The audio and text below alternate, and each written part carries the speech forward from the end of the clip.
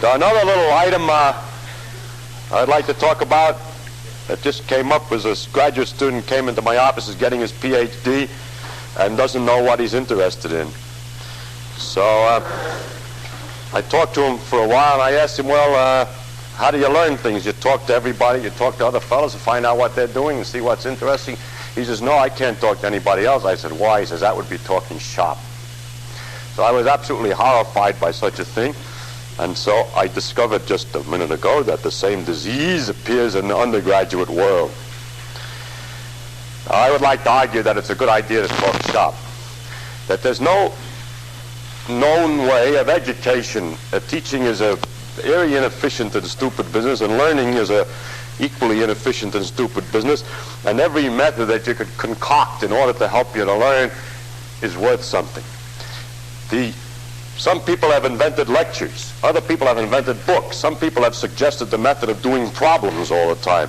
But there's another method, and that is to talk to somebody else about the thing.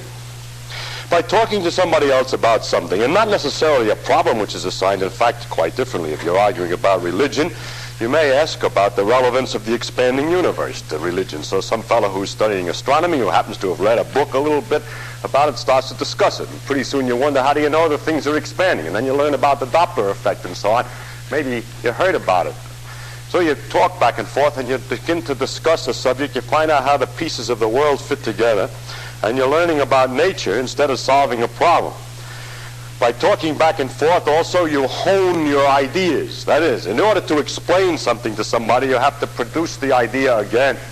And there's no way to find out how incompletely you know something. No problems will do any good until you try to explain it to somebody. In addition to that, when somebody explains something to you that you asked them about at that moment, when your mind was ready to hear that subject because it was interested in that subject in a minute, then when somebody tells you something, it goes in much easier. When you come to a lecture in which the professor has decided what it is today that you're supposed to learn, your mind isn't set for it. You don't feel like learning that now. It's not interesting now. So for many reasons, it's a good idea to talk to another fellow. It'd be best if you can find someone at about the same level as you are or higher. And of course, the guy who's higher doesn't feel too much like talking to you. Well, it's not exactly true. He'll discover a certain pleasure that he gets out of feeling so smart because he can explain a thing to you. A, and B, he get a kick out of trying to concoct an explanation of something which he thinks he understands in a form in which he thinks you can understand it, which takes a certain skill. When I was undergraduate, we didn't have any rules about shop talk, and one of the reasons why I'm successful is because I found a friend who was at the same level as I was, and we talked about subjects all the time. And he knew more about, when we met, he knew the theory of quantum mechanics, and I knew some relativity, having read it in some books and so on.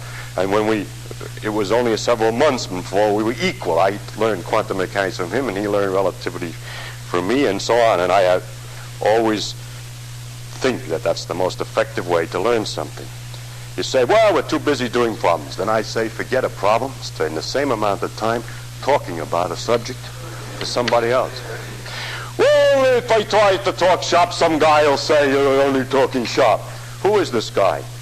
Is he smarter than you are in the subject? Does he have more interest in the science than you do? And he says that? That's peculiar. Anyway, suppose he does. Find somebody else.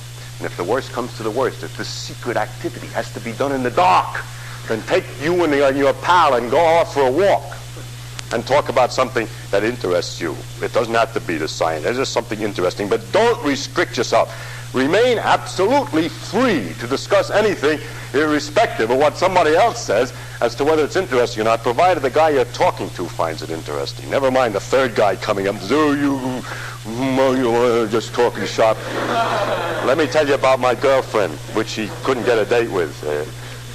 Now, this method of talking shop was the oldest way of education. When there were smaller numbers of students, they claimed that the great Greek schools consisted of the professor walking around and discussing things with the students. I don't believe it. If you read the dialogues of Plato, you'll find out that Socrates never discussed anything with the student. He just told them a lot of stuff, and there was always a simplicio standing there to make some dumb remark at the appropriate point.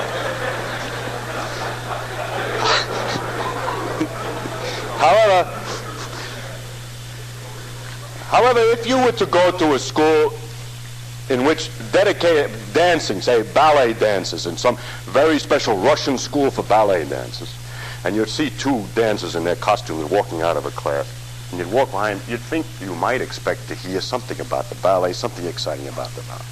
You go to a school of theology and you see these men in the cloth walking together quietly in the campus, and you walk up behind them to find out what they're talking about. You will be disappointed if you find that it's trivial, that it hasn't got something to do with God and religion. It usually does not, of course, because they can't talk about it all the time. But if you got the impression that these gentlemen walking together with their books in their hands never spoke of the subject to each other, you'd say there was something missing. They were making a great mistake and losing a great opportunity. And so I say the same way to you, that you're at a school, and a school means like a school of fish, a lot of people together. And one of the reasons it's a good idea to be at a school is not that there are good lectures at the school, no, but that there's somebody else there from whom you can get some idea. Get a wide range of knowledge on all kinds of things by talking to all kinds of people. The total amount of experience that one human being can get through his senses directly is very small. Even when assisted by books, problems, and lectures, it's still small. But when another human being gets the same information and redigests it a different way and disgorges it to you still another way, you're widening your experience. So, I say it, you go in a corner and hide out with another guy and do the heresy of talking shop from time to time. I don't mean you have to talk about the particular equations and lectures of today, but you just talk about the world or whatever interests you, freely. Okay, I hope someday to see two gentlemen walking quietly in their well, all right.